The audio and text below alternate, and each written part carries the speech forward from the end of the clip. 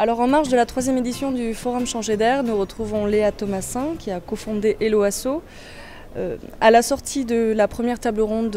sur laquelle vous êtes intervenu, quel a été le message que vous avez voulu délivrer? Alors la table ronde avait pour thème, à l'heure de l'innovation, pourquoi il faut s'intéresser à la réinvention, plus globalement les chemins de la réinvention. Donc moi j'ai voulu prendre l'axe de dire que le numérique a changé beaucoup de choses, comment il réinvente,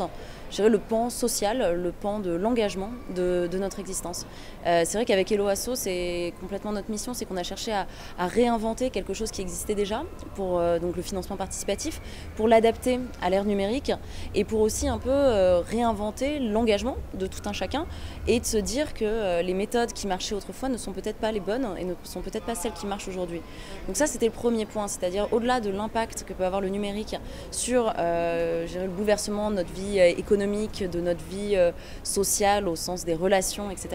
Comment ça bouleverse notre autre vie sociale, c'est-à-dire comment ça bouleverse notre engagement à nous. Et le deuxième point, qui n'est pas lié directement à cette question de la réinvention, mais qui est de dire il y a plein de choses qui sont réinventées, il y a plein de nouvelles solutions qui émergent. On le voit avec le travail collaboratif, on le voit avec tout ce qu'on développe dans les entreprises en termes d'agilité, en termes d'innovation. Il y a une question, c'est comment on fait en sorte que cette nouvelle voie qu'on est en train de développer, sur lequel on travaille,